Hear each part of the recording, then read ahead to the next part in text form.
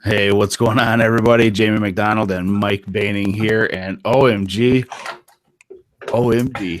it's episode 56. Yeah, we're playing around with Google Hangouts tonight. So we're doing a little special episode because, like we mentioned on the last week's show, next week is Thanksgiving. A lot of people travel for the holiday. I think, Mike, do you have a lot of people over for that holiday? Every single year except this year. This year, okay. That's right, because I'm traveling. I'm going to my son's home in Columbus. That's right. Yeah, so I'm going to be out Wednesday night driving 4 or 5 hours. But hey, this is fantastic, actually, having a year off. I think that's adjusting your voice, the sound of your voice, too. Is it really? Boom. Yeah. It does. Yeah. Wow, yeah. Okay, we're so far down the rabbit hole with these new toys and Google Hangouts. Yeah, 8 o'clock sort of snuck up on us. Yeah, and we're still in playing around mode. This is a bad situation. It's definitely, it brings out the kid in us all. I mean, if you could have seen the show pre-roll, I guess Mike had on scuba gear and it looked like a Bahamian background. It was definitely cool.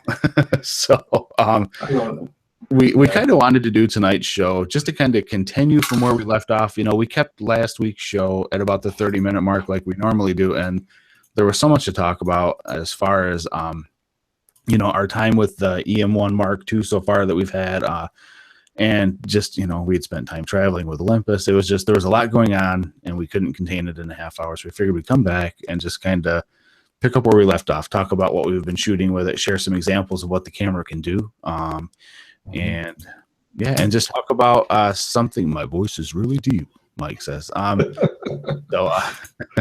I don't know what that is. It's cracking me up, though. We also want to talk about next year's workshop schedule. So yes. Earlier in the year, we alluded to something huge, that was outside of the continental United States. And I don't know if we're going to go that far with it quite yet, but we are going to definitely expand our locations, and it's an interesting way of doing it that we're going to talk about here shortly. So, but let's start off talking about the E-M1 MarkII.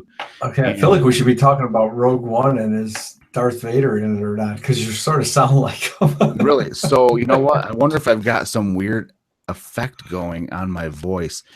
We really shouldn't have been screwing around. I know. with this. At least your voice isn't repeating like it did for 30 minutes on the one show. Yeah, that's so bizarre. I guess I don't. You sound like like an R&B singer, Really? Barry White or something. Oh, you know what it is, Mike? Maybe it's because you've got good headphones on now that you're back at home. Yeah. And I'm talking. That's your real voice. and I'm talking close to the mic tonight. You do sound like a radio announcer. Yeah, this is my Al Green voice. Yeah. So, all right, we should really need to get to this camera. We've got viewers watching wondering what on earth is going on. So I bet. Yeah. All right. So anyways, I think for some reason I've got it stuck on me. Go ahead and talk. Let me see if the camera switches. Okay. Well, move your eyebrows up and down and see if your thing hit the OMD move. Oh, jeez. Yeah, the camera's not switching to you. Boy, we're having really hard time tonight. So, all right, so that's fun. There we go. Now it's switching. All right. So anyways, let's get the show rolling here. Let's talk about this camera that we've been playing around with for a while. Yes. All right. Do you want to talk about anything that you've been shooting with it, or do you want me to jump? Yeah, well, I mean, I think I'm looking at the back of the camera. If people are wondering why I'm not looking at the screen, because a couple of things that I've been doing with. I went pro capture nuts last Saturday with my daughter's dog, and I've got a bunch of images out on Facebook you can pick up there. And just really experimenting as much as I could with that pro capture. And a hairy, floppy-eared dog is the best kind to get for pro capture, I think, because you get some really funky-looking shots. But man, this is going to be something. I got to get out and do a sports thing though. Now I've got some basketball lined up for it. Really excited about that. But it's. I wouldn't say it takes getting used to. I think you gotta find the right settings, because sometimes you don't necessarily need pro capture, right? Because you can capture so much in the new high speed with the focus tracking. You don't necessarily need pro capture to do it. The pro capture thing is really sharp though if you are trying to get someone like in a I had a birthday for my son this weekend. It sounds funny because he's 22. It sounds like he's got a 5-year-old son blowing out candles. So I have to set up everything. Everybody, can't really do anything till I get ready for the pro capture on the candles. That was a cool shot because his head's coming at the cake, so it's breaking obviously the plane of focus, and every one of those darn things is in focus as he's coming towards you. And then the one that which one is the one with the most blown out candles, and where his cheeks are the largest, those are the ones with good embarrassing shots to keep. So that was the whole idea behind it. But you can come up with so many reasons, I think, to use that pro capture, and it's not just sports. I mean, it's definitely your family portraits are really when you got that one cranky little kid that just won't stop moving. You're really going to be able to capture them, I think, the right way now.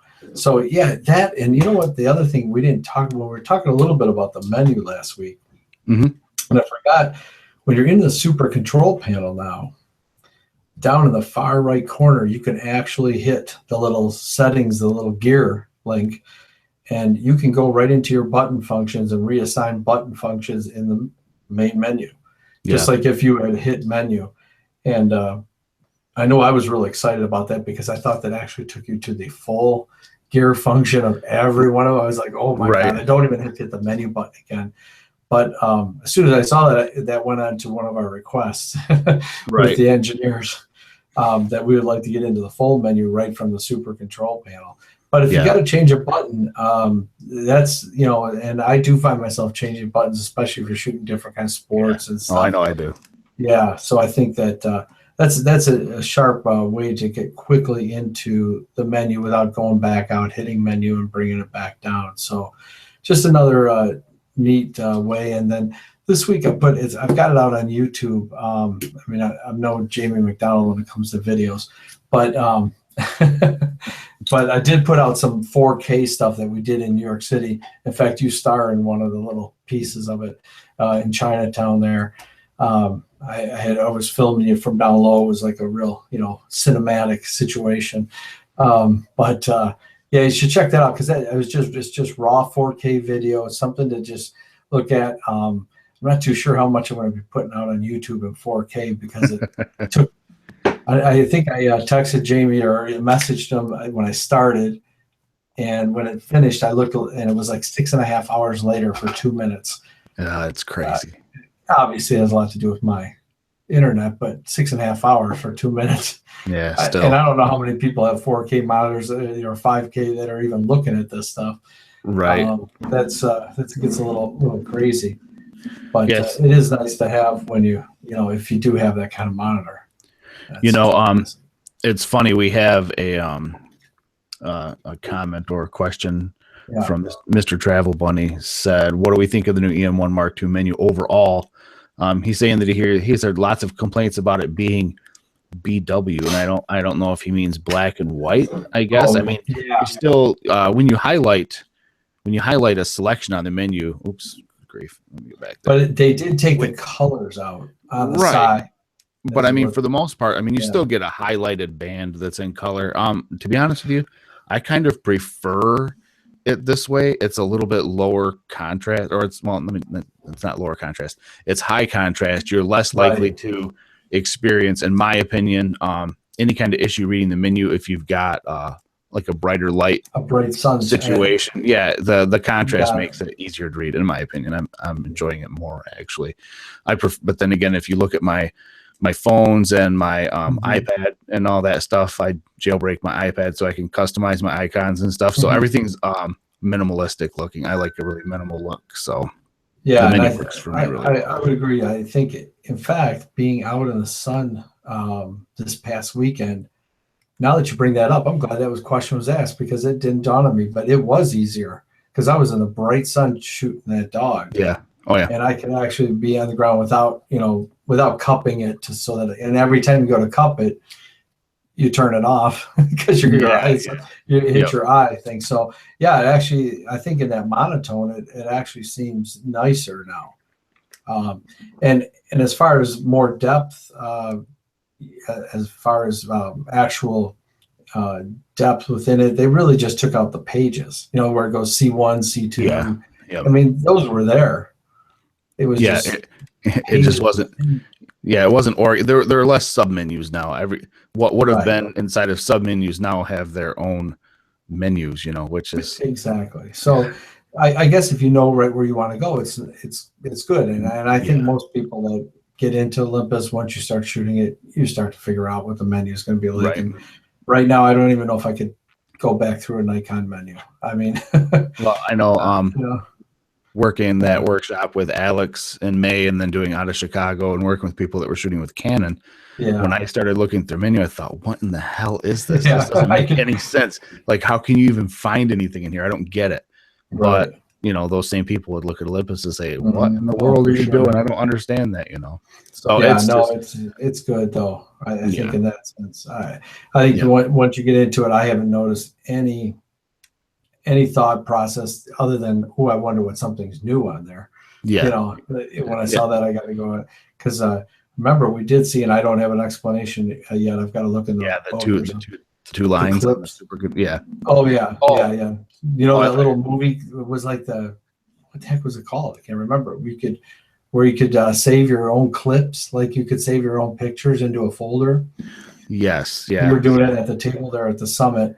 Yeah. But we never really got around to figuring out what that was for. No. Yeah. And then also on the super control panel on the back, there was a spot on there where it looks like it might have been the grain control on what the Pen F has.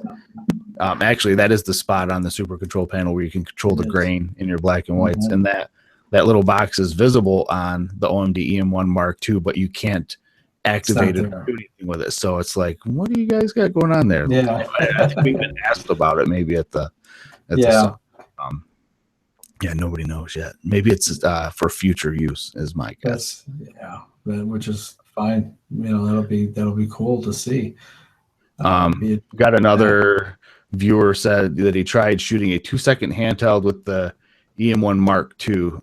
And how did you get your hands on one, Michael? I know where you work. I didn't think you guys had one in stock.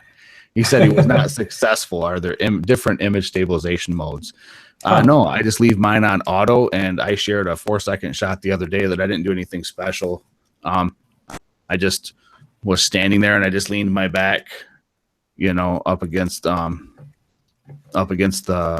pier there in New York, and just shot. Right. And actually, it was a floating dock. So it wasn't like even the dock was perfectly stable. And that's the same place where Chris Gampert got his 15-second. Yeah. Yeah. And I've did one, I haven't shared it yet, but it's like a 6-second one. I try to do not a live composite, but I was just trying to get some light streaks off of the street. And so, I think if you brace yourself against the pole, that's when you can really start getting into some ridiculous time. Yeah. I shared one a couple weeks ago. I think on here I might have even shared it. It's some leaves in a river, and you can see the leaves streaking. I think that was 2.5 seconds, and that was not leaning against anything. That was actually kind of squatting down to get a low angle. And I think it's just I don't want to say it's all technique, because man, the camera takes a lot of the error out of your form. But it's just practice. I just give it some practice. Yeah. Well, I saw something, I won't say who it was from, but they shoot a Sony, and how excited they were able to hand hold down to 1 second. And that's the one with the stabilization. And I'm thinking, really? 1 second? Yeah. Come on. Now, we don't want to down talk Sony, but I will say that I was just surprised that, it's that second, because I know that has that stabilization in it. I wonder if they were shooting. Yeah. I'm curious about the technology they use. Yeah, I think I think the best way to say the IS in this one, the best way to me is just it is a game changer. I mean, I can't believe it. You know what? And not that this was about this camera, but did you update your lenses? No, I didn't do that update. Yeah, I did. I did update the lenses, and I went through the whole process now with that new updater, the new version. Yep. Boy, is it a lot nicer. Yeah, I mean, they've a couple things about not just warning you don't turn it off until it says okay, right? But you actually have to click boxes now that you've actually saw the okay. Oh, so nice. You can't do it by mistake. Yeah, because Which I thought, that's smart. I mean, it that is. is it's a simple thing, but I guarantee, and I know I've talked to people that bricked So their have I. cameras. So have I. They just pulled out the plug. They go, oh, it was Yep. too long, so I'm just pulling the plug. And Yep. They figure, oh, it's taking so long. There's got to be something wrong. Let me just unplug it. Don't ever unplug during a don't firmware. ever plug. Yeah. Yeah, and I can't say I noticed a lot of difference. I did shoot with the 12 to 40, but I think it was more about the video and The video, stuff yeah. like that. So another thing to talk about too, and it's something that was brought up by somebody that we've worked with, I think in Chicago, Joe Barranco. Yeah. He does a lot of wildlife shooting, and I don't know, that guy travels all over the place. Yeah, oh my if gosh, he's not polar shooting bears. Yeah, if he's not shooting bears somewhere, he's shooting eagles somewhere else. Or the guy is like, he shoots everywhere. A lot. Yeah, and he shoots a lot of wildlife, and he was excited about the ability to keep the camera up to your eye, and then with your thumb move your focus point around on the rear screen. And it's funny because, in all honesty, I kind of thought, well, this is something that maybe someone, like Tracy in our program, a wedding shooter might use, just to kind of keep a handle on moving focus points around during, an active, like wedding reception shoot or something. Sure. And I never really thought about, in all honesty, using it for like wildlife. And with the improvements in the focus tracking, I think Joe is right on for mentioning that this is probably going to be a humongous thing for the wildlife and sports shooters. And like you, I think I really need to find some sporting event that I can get to where I can get some sideline action and test using that technique out. Because to be honest with you, I've never used it. It wasn't something that I thought mattered to what I like to shoot. And now I'm thinking, and I've actually I turned it off in the Pen F. It was on there because my nose kept messing with it when I was shooting street stuff. I'm going, God darn it, I lost my focus point. I put it where my nose was. But now when you think about it, you definitely could see using that. And especially because of the 121 points now, you really can move around that screen. And everything stays on your eye, and I think you want to do that. I wonder how that would actually work too with the targeting. The targeting pod or whatever that sits on the camera. The one that Bob. If you're using that in conjunction with that, with the red dot sight or whatever. Red dot sight. Thank you. That's it. Yeah, I don't know if you probably need that up to your eye though on that. Yeah, I'm guessing so. Oh, I don't know. Something interesting to try. We don't have one of those. No, I don't. I've never asked for one to try. It's funny. Yeah. And with the 300, it's one of those things I think you should probably end up investing in. I think so too. So I want to share a few photos. So I had the camera for a while now. I was trying to get some shots for Olympus to use to kind of showcase, the ability for this camera to capture action, and movement and be a stable platform for shooting those kinds of things. So I'll share some shots that I took. I guess this would have been in the beginning of October, maybe. So let me start off here. So this first shot's my buddy Seth. I know some of the viewers probably recognize Seth. He's been on the show, I think, a couple of times, and he's traveled to Pennsylvania for the summit before, and he's just a regular staple in my photographic journeys here in Michigan. But so at first glance, this just looks like Seth sitting on his motorcycle. That was because when I first started shooting, I was shooting at a pretty high shutter speed. So he looks pretty stationary. You can see a little bit of blur in the front wheel to tell that there's actually some motion there. And you can see a little bit of blur on the ground. But this was at 1/500th of a second. And we're driving at probably about 35 miles an hour, not really fast. But I'm sitting in the back of a moving pickup truck taking these shots. And this is a JPEG straight out of the camera, zero alterations, no sharpening or nothing. But you can see that it's pretty darn sharp for sitting in the back of a moving pickup truck going down a country road. You can see the bumps in the road. This isn't exactly smooth territory. And as we progressed in this shoot, I realized, from earlier that I definitely needed to slow my shutter speed down because I wanted to catch the blurred background. I needed to show that there was movement and motion going on. So this shot, I will open up the inspector, and I really don't know if the inspector window shows up when I'm doing a screen share or not. But I can tell you that this is at 1/125th of a second. So it's definitely slower than that 500th of a second shot that I had earlier, enough to blur the background. And still, the image stabilization keeps Seth nice and sharp. I mean, this is like ridiculously sharp. I can probably almost get in there and see myself sitting in the back of the pickup truck in the reflection there. So I think that just really speaks volumes to how stable this platform is for shooting. So I know when Michael was talking about trying to do like the longer exposures handheld and not getting good results, maybe I need to hang out with you and see how you're doing it, and maybe we can work on that, because this is definitely a steady platform. So the next two shots are with another friend. I've got a lot of cool friends in my life that are willing to help me out with projects. So again, this was another attempt at just kind of showcasing this camera's ability to track objects in motion.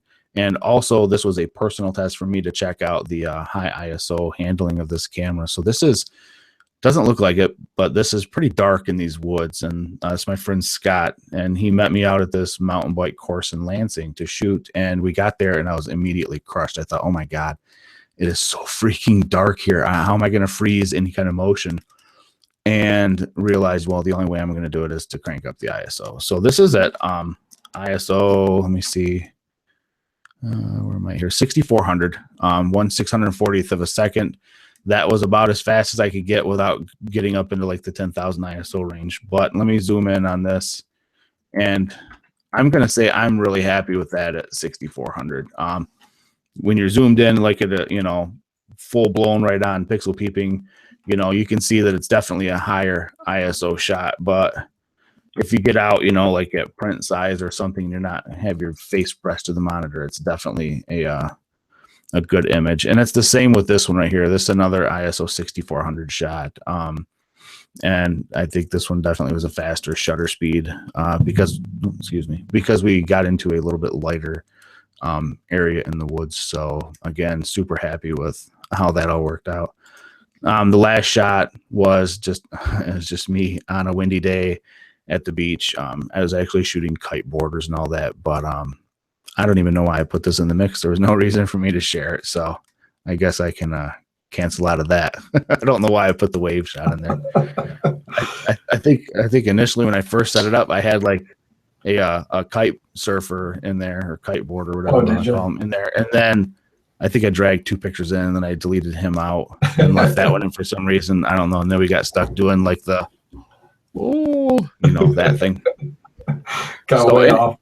Right. Yeah. Got definitely on a tangent with that. But so I just wanted to talk about, the reason for showing those specific images were, for one, the image stabilization is just ridiculous. It doesn't even make sense that I can sit in the back of a pickup truck doing, 35, 40, 45 miles an hour down a not smooth country road and hammer off shots handheld like that. Some of those at, pretty slow shutter speeds. 1/125th is like ridiculously slow for that kind of shooting. Yeah. And still get like tack sharp shots. For sure. And I imagine the video would look cool too, from an angle and perspective of different things you can do with it. That would really be awesome as well. Again, the ISO handling too, I've been pretty floored with that. I haven't really done much astro work with it yet. I did a little bit, but I need to get back out and do that now that we've got some cold, clear sky. Yeah, it's happening. It's starting this weekend too. Little snowflakes in the thing. It is coming. It is coming. All right, so I'll go in. You want me to do some share here too? Sure. Yeah. All right. Let's see where we. Why isn't it? Okay. Hold on. Okay, here it is. It's right here. I can see it. Tell me why it isn't working. All right, screen share.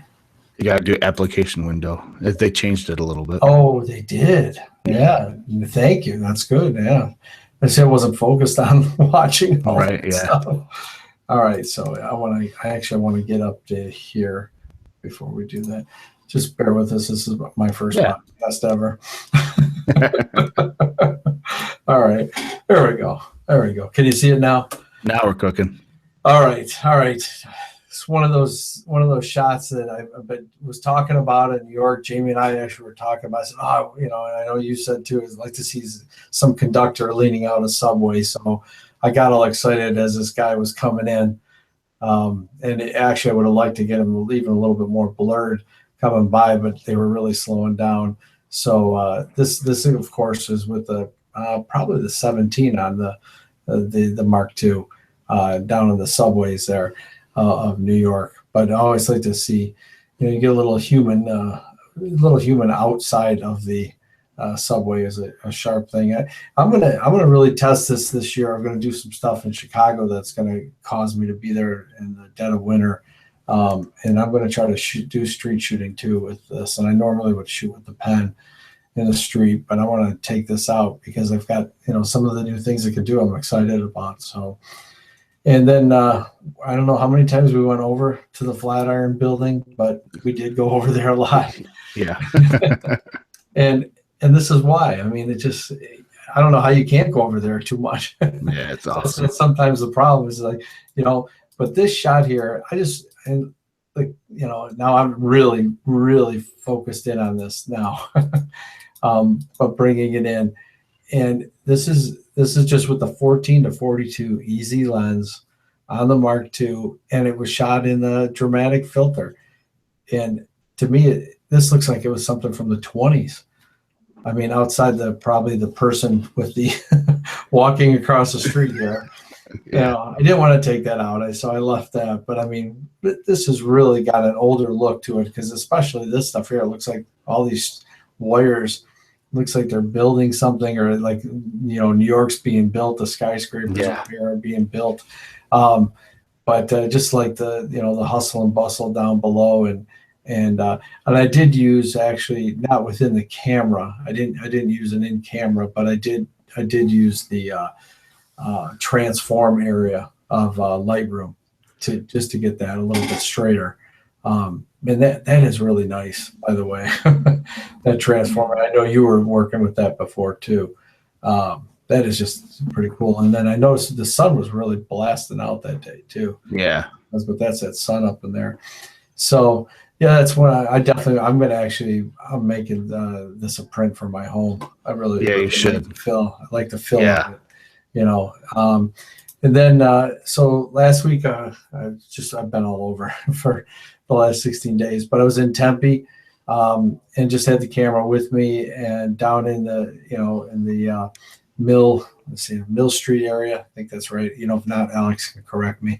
But just eating, and this is really nice because we were eating, and again, I try not to let the camera take over too much of my time when you're with someone from work.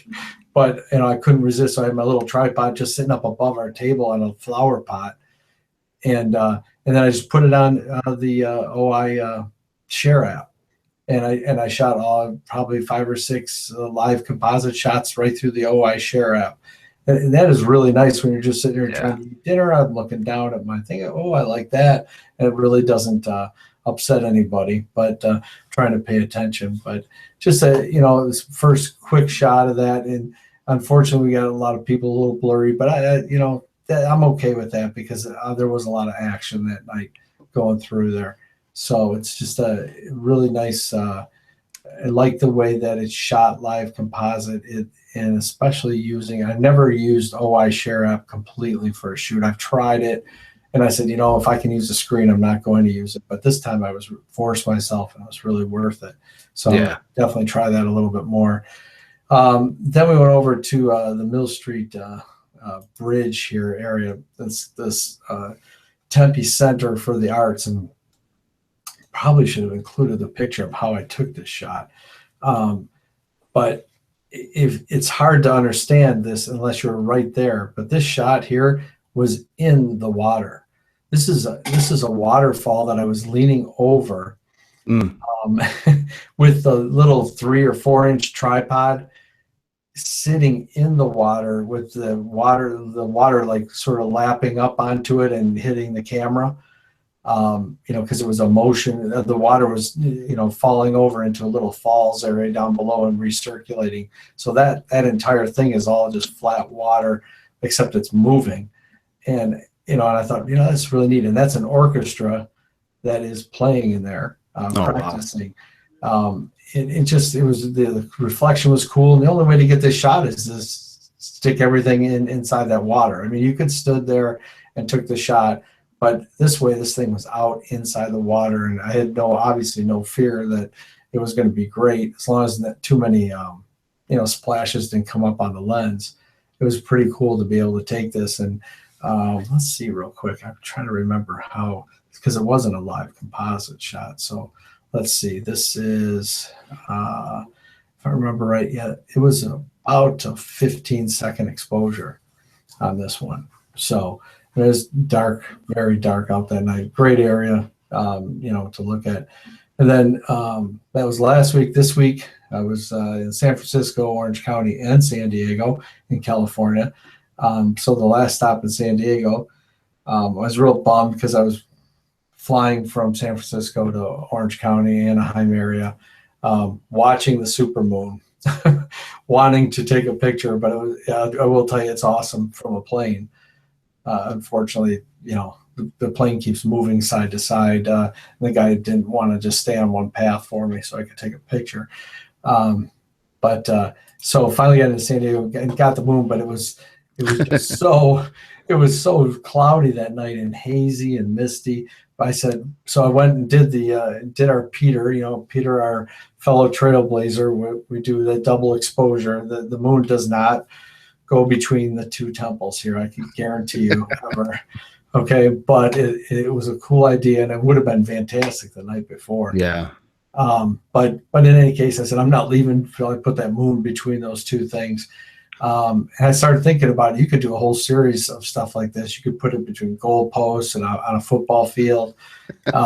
There's now I started thinking about some new things I could do with that double exposure deal.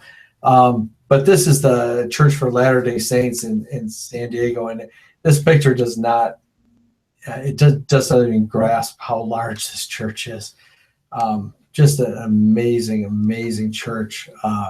That obviously very quiet, very subdued area that I walked around very quietly. Lots of people probably looking at me. Why is this guy taking pictures here? But amazing area. And I'll show you, they just decorated for Christmas. Here, give you a better idea. There's the lights for the Christmas display. And this gives you a better idea of what the clarity is on those shots. I was just blown away. By coming in and being so close, and all these lights, that are decorated over all the palm trees. Palm trees are with Christmas lights is so different to me, and I'm sure they would be to you, Jamie, too. It's just just a little bit different. Why are those things hanging down? That's what right. I don't get it. But yeah, if you ever get a chance to get out to San Diego to see this church, once you get in the direction of it, you cannot miss it. These spires are so high into the sky. Such a beautiful thing here to see. And then with these lights, because normally none of this lights is there. So yeah, definitely a cool thing to see. And all right, back at it. So I think overall, so I did a lot of night stuff, and it works. It works well. Doesn't surprise me at all. I'm excited to get it out into some really hardcore, freezing cold live composite stuff that I got planned. So that'll be nice to see too. Yeah, that's super cool. Holy smokes. Yeah. But let's see, what else do you think all right. you're talking about?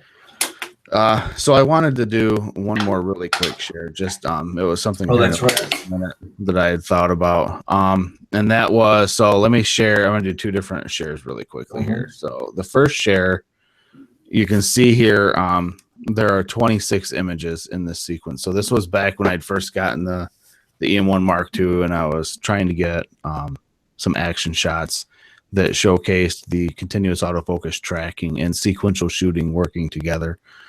So this is just a really quick image sequence. Like I said, 26 photos. and I'll do another share that actually shows what I caught with those. Let me see if I can get this going here and start off there. So so this kid is skating at a skate park in Grand Rapids. I'm probably gonna say I'm 40 feet away, 45 feet away, maybe a little bit more. When he first started, this is the first shot in that sequence. So again, remember there's 26.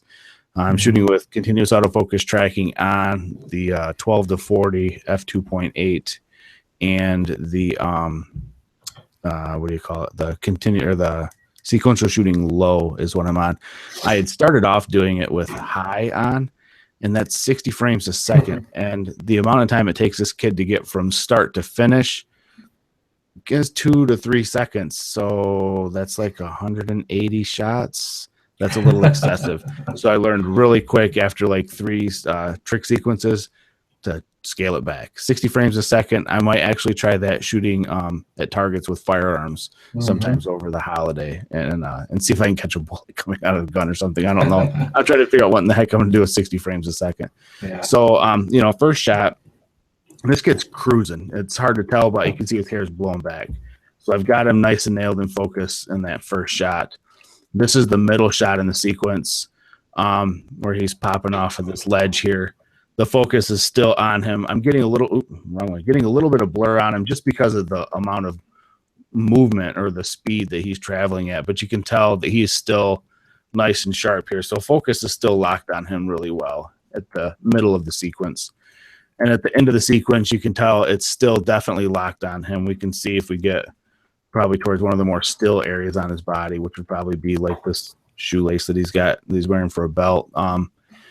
And again, anything that is not sharp on him is just because of the speed that he's traveling at. I mean, this kid is freaking hauling butt as he's doing this. So, again, you know, right out of the gate, I was just completely floored at how fast that kid was skating and how much it kept up with the focus through 26 shots. You know, it's just, yeah. I mean, it's funny, you know, if there's a negative to anything about this camera, it's just that the public perception of where it's priced at doesn't line up with where it's priced at. And that's just I think a lot of what we're seeing, you know, as far as like pushback from people on price are people who are not necessarily working as a professional or someone who, you know, they're not making money from shooting. Whereas I think someone who's a working pro, this $2,000 price point really isn't a price point. It's not an issue. I know there's a gentleman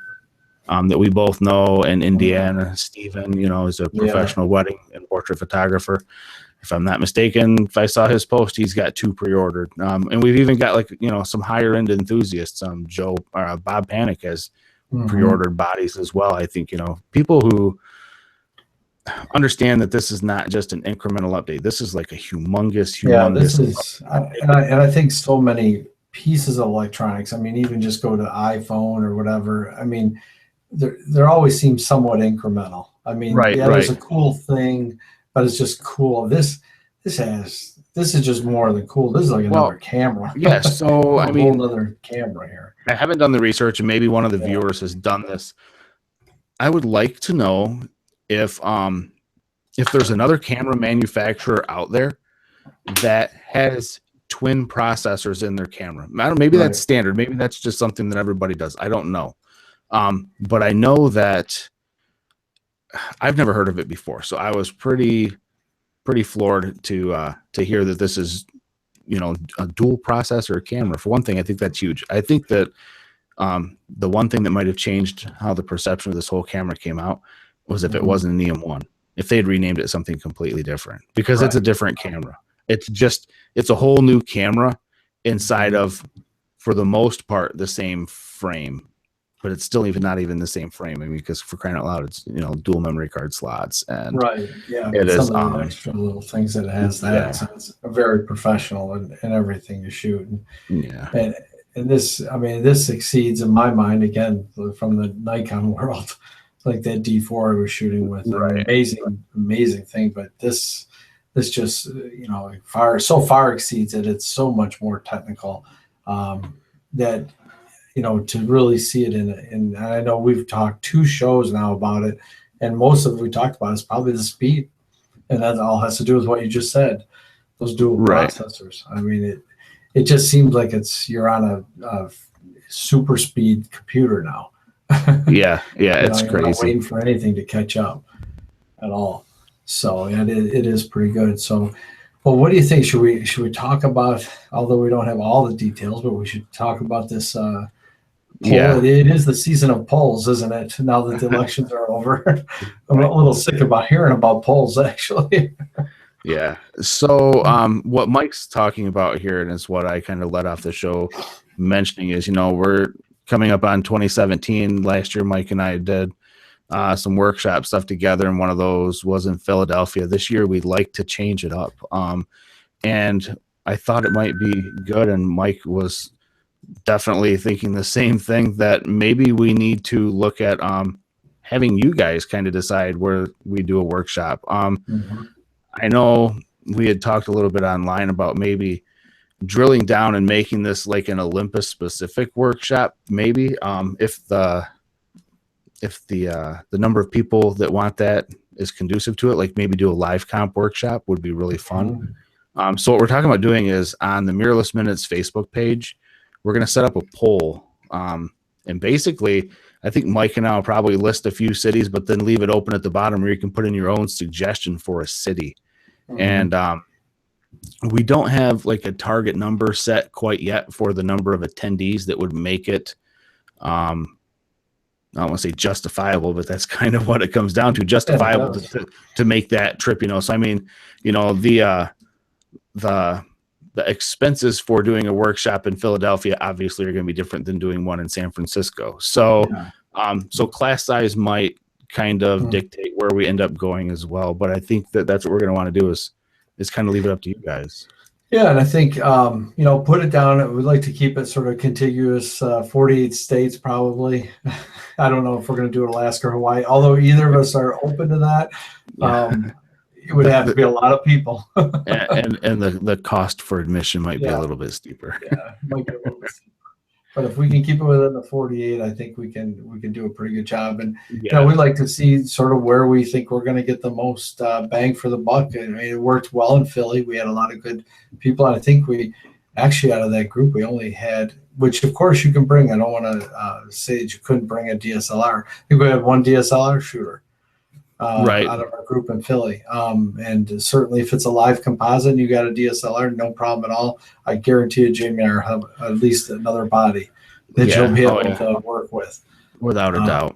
Yeah. So we would love to, because when you do see it, you're going to, especially if it's a live composite, you're going to want to set down your DSLR and just put it away for the night, because you're going to want to get involved with, shooting with Olympus at that point. Yeah. So, let us know. We'll get that out in the next day or so, and make some comments. And we're going to do a show 2 weeks from tonight, and we'll start to talk about, see where it's at, and we'll let it sit out there for a while and sort of simmer, see what we can come up with. I'm excited. Wherever we can be, I think it'll be fun. If it's Philly again, we could do Philly again. Chicago, gosh knows we know where to go in Chicago. Yeah. Oh yeah, without a doubt. I think some of it too is we're kind of curious where the viewership lies, as far as the if there are heavier concentrations in one area versus another. So like Mike said, just kind of keep your eye out on the Mirrorless Minutes Facebook page. Within the next day or so, we'll get that poll set up, and like I said, we'll probably list a couple of cities, but there's always going to be that spot there where you can suggest your own, and then if other people agree with that, then they can click on that one as well. Kind of curious to see where I'm going next year. Yeah, exactly. Yeah, I know. It is a weird feeling. But I'm excited about that. And so we've got, if you're in the United States, we've got a big holiday next week. We already talked about that, so we won't be on that Wednesday night, but 2 weeks from now we will. Yeah, yep.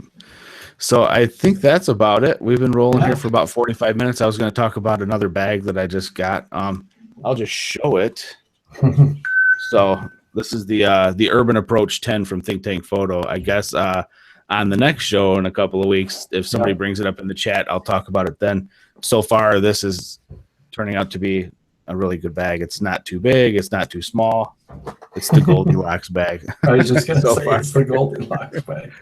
But That's yeah, good. I guess so. We'll let you guys go. We'll see you guys in a couple weeks. Everybody in the States that's celebrating Thanksgiving, have a happy Thanksgiving, and we'll talk to you guys soon. All right. See you guys. Bye.